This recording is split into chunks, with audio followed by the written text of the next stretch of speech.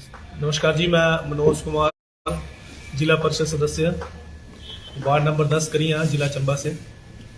सबसे पहले आप सब पत्रकार बंधुओं का मैं तहे दिल से धन्यवाद करता हूं, क्योंकि आपने इतने कम समय में जो है आप निवेदन पे जो है आप यहाँ सब लोग यहाँ पे उपस्थित हुए, इसके लिए आप सब लोगों का बहुत बहुत धन्यवाद।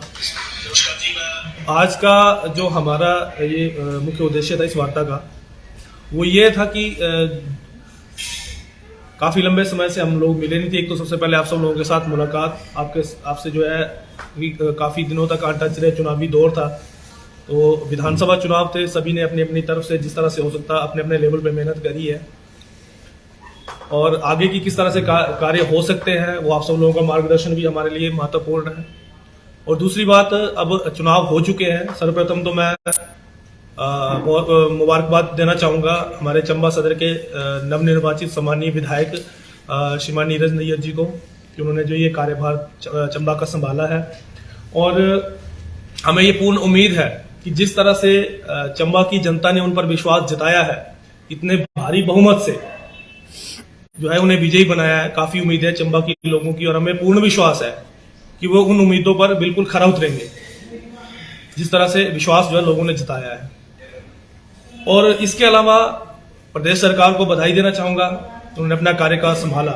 लेकिन एक दुख की बात है कि कार्यकाल संभाला है, लोगों की बहुत सारी उम्मीदें भी थी, लेकिन शुरुआत में जो उनकी शुरुआती सफर रहा है, हमें ये लग रहा था कि बहुत कुछ नया हम लोगों को मिलेगा।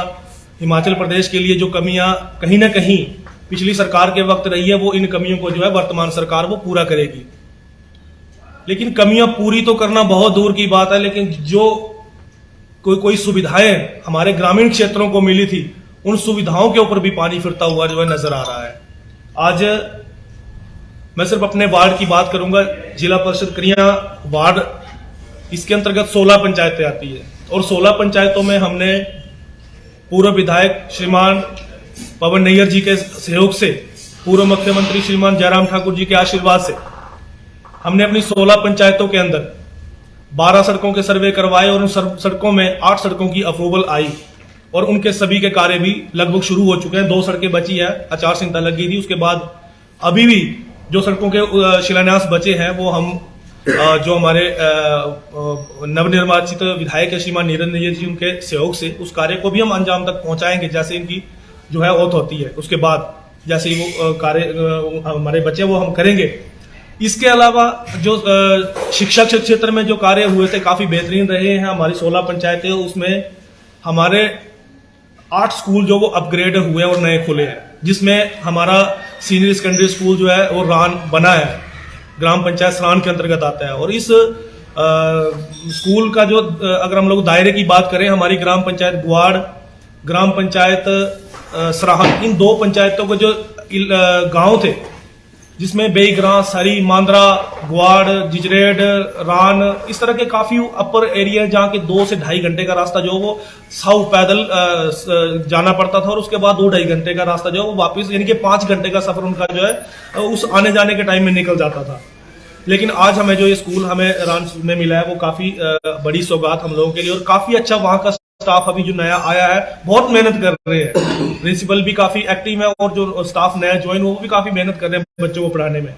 स्कूल लेट खुला है, जिस वजह से बच्चे भी हालांकि उम्मीद से बढ़ के हैं, और आने वाले टाइम में मार्च के बाद मुझे लगता है ये संख्या जो दुगनी हो जाएगी। इसके अलावा एक गुआड़ गांव है, भाला से काफी जो दूर है, जो करीब 2 से 3 किलोमीटर का पैदल रास्ता तय करके जो वो वहां तक पैदल पहुंचना पड़ता है, सड़क नहीं है।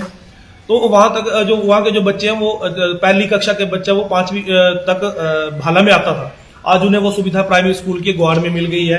एक ग्राम पंचायत अठलुई के अंदर कुर्तला स्कूल है, वो अपग्रेड हुआ है, प्राइमरी से जो है मिडल हुआ है। एक हमारा ग्राम पंचायत कुम्हारका के अंदर सालुई स्कूल नया खुला है। इसके अलावा उटीप में भुज्जा खुला है, और हमारा ग्राम पंचायत रजेरा के अंदर ककला स्कूल अपग्रेड हुआ है, जांगी के अंदर अपग्रेड हुआ है, बैली के अंदर जो है छतरेड़ी स्कूल अपग्रेड हुआ है। ऐसे हमारे जो है कुल 8 स्कूल जो मेरे वार्ड के अपग्रेड हुए थे। इन स्कूलों की जो है अभी 2 दिन पहले जिस तरह के हमें सूचना मिली, और एक मीडिया के माध्यम से ही हमें पता चला कि इन स्कूलों के 8 स्कूलों के नाम जो है वो डिनोटिफाइड लिस्ट में शामिल हो चुके हैं। और अगर ऐसा होता है तो ये हमारे लिए बहुत दुर्भाग्य की बात होगी, क्योंकि कहीं ना कहीं अब जैसे कोई भी सरकार बनती है, मैं ना एक सरकार को बोल सकता हूं ना दूसरी सरकार को बोलूंगा। मैं सिर्फ ये बात बोलता हूं कि मुख्यमंत्री जी अगर यहाँ आते हैं तो उन्हें नहीं पता होता कि जांगी कहाँ है या सालुई कहाँ है या ककला कहाँ है। वो यहाँ के स्थानीय लोगों की मांग होती है और उन मांगों के आधार पर स्कूल खुलते हैं। और स्कूल जब खुलते हैं तो इतना आसान है, क्योंकि हमारे लगभग हमने 10 स्कूलों के हमारे 10 से 12 स्कूलों की घोषणाएं हुई थी स्कूलों की, लेकिन वो नहीं खुले। उसमें से 2-3 जैसे हमारा बाड़का का स्कूल है, ग्राम पंचायत टीप के अंदर ही है, एक तराला का स्कूल है वो भी रह गया। ऐसे 2-3 स्कूल और हैं वो रह गए। क्यों रहे? क्योंकि जब यहाँ से घोषणाएं होती हैं उसके बाद इसकी जो एक विभागीय तौर पे पूरी एक रिपोर्ट तैयार होती है कि क्या वहां पे बच्चे भी होंगे, क्या वहां जो फैसिलिटियां बच्चों को मिलनी चाहिए वो क्या मिलेंगी। तो वो पूरी रिपोर्ट जब बनती है, वैसे ही हमारा जो बाड़का का स्कूल था वहां पे जब रिपोर्ट बनाई गई तो बच्चे काफी कम थे वहां पे, और उस आधार पे जो है वो स्कूल नहीं खुला। उसके बाद जब हमें ये पता चला, हमने दोबारा उसको विभागीय तौर पे जो है रिपोर्ट बनाने को कहा। रिपोर्ट बन के तैयार होकर डायरेक्टरेट भी पहुंच गई, फाइनेंशियल में पहुंच गई थी, लेकिन आचार संहिता लगी और उसकी जो वो उसमें कैबिनेट में उसको मंजूरी नहीं मिली। तो इतने मेहनत करने के बाद जो आज लोग इतने खुश थे, लोगों को इतनी फैसिलिटी मिली, जब ये चीजें हमें इनके नाम सुनने को मिले कि स्कूल जो बंद हो रहे हैं, उसमें मुझे मैं पर्सनली तौर पे काफी दुख लगा, क्योंकि लोगों के अंदर एक खुशी देखने को मिल रही थी। और लगातार जब से ये सूची सोशल मीडिया के ऊपर वायरल हुई है, लोगों के फोन आने जो शुरू हुए हैं। क्योंकि ये जो फैसला है अगर सरकार इसमें लेती है तो मैं तो बोलता हूँ ये बहुत ही दुर्भाग्यपूर्ण और घटिया हरकत मैं जिसको बोल सकता हूँ। क्योंकि अब अगर इन स्कूलों की हम बात करें, जो यहाँ की भौगोलिक परिस्थितियां हैं, इतनी कठिनाई के दौर से लोग गुजर रहे थे, आज लोगों को घर द्वार में सेवा मिल रही है, तो यहाँ कोई स्कूल, मैं तो ओपनली सरकार को ये बोलना चाहूंगा कि इसमें बीजेपी के लोग तो बच्चे पढ़ने आते नहीं, ना कांग्रेस के लोग बच्चे पढ़ने आते हैं। इसमें जो है आम गरीब जनता, जिसमें बीजेपी कांग्रेस से कोई लेना देना नहीं है, जो अमीर लोग हैं, जो नोटों वाले लोग हैं, जो पैसे वाले लोग हैं, वो कहीं ना कहीं कमरा किराया पे लेके बच्चों को अच्छी सुविधाएं जो शहर में आके जो स्कूलों में दे रहे हैं। लेकिन गांव के जो गरीब लोग हैं वो उन्हीं स्कूलों में आज पढ़ाई कर रहे हैं। अगर ये स्कूल बंद होते हैं तो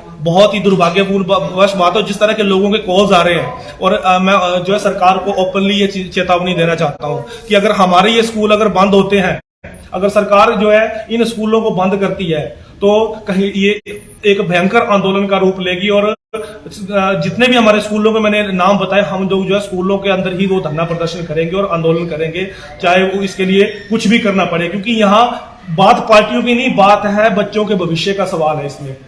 दूसरी बात एक और हम बताना चाहेंगे कि एक हमारी उप तहसील हमारे साउथ क्षेत्र के लिए मिली थी, तो वो भी जो है सरकार के तरफ से डीनोटिफाई कर दी है।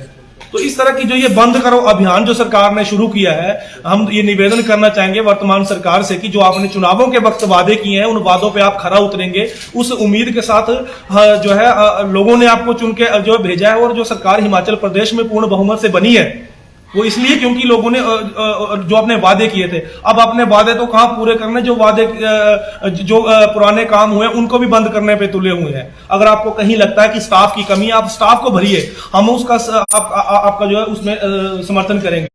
और मैं आप सब लोगों के माध्यम से जो है वर्तमान हमारे नवनिर्वाचित जो विधायक हैं चंबा सदर के सम्मानीय श्री नीरज नैयर जी, मैं उनसे आप लोगों के माध्यम से आग्रह करना चाहूंगा, उनसे निवेदन करना चाहूंगा कि आपको चंबा के लोगों ने आप पर बहुत विश्वास जताया है, इसलिए इतने भारी बहुमत से चुनकर भेजा है। और आपका जो व्यक्तित्व है, आपका जो जिस तरह से आप लोगों ने आपको पसंद किया है, उस आधार पे, और चंबा की आप क्योंकि दो साल मुझे भी जिला परिषद बने हुए, और 2 साल के अंदर हमने देखा है आपको काम करते हुए, हमने देखा है आपको लोगों के घर तक पहुंचते हुए, लोगों के गांव, जो हमारा जो यहाँ की भौगोलिक परिस्थिति है, हर गांव तक पहुंचते हुए हम कई जगह मिले हैं एक जगह पे। तो ऐसा है कि यहाँ की परिस्थितियों से आप भली भांति वाकिफ है। हमें यही उम्मीद आपसे करना चाहेंगे कि आप सरकार के समक्ष, माननीय मुख्यमंत्री जी के समक्ष आप ये बात रखेंगे और हमारे जो स्कूल है ये बंद नहीं होने देंगे। और मैं फिर कह रहा हूं, अगर ये स्कूल बंद होते हैं तो इसमें इसका जो लोगों के जो विरोध का सामना है वो आपको भी करना पड़ेगा और वर्तमान सरकार को भी करना पड़ेगा। यही बात जो मैं आज करना चाहता था, क्योंकि हमारे बच्चों के भविष्य का सवाल है, और इसलिए ही आप लोगों के माध्यम से जो है ये बात मैं सरकार तक पहुंचाना चाहता था। बहुत बहुत धन्यवाद।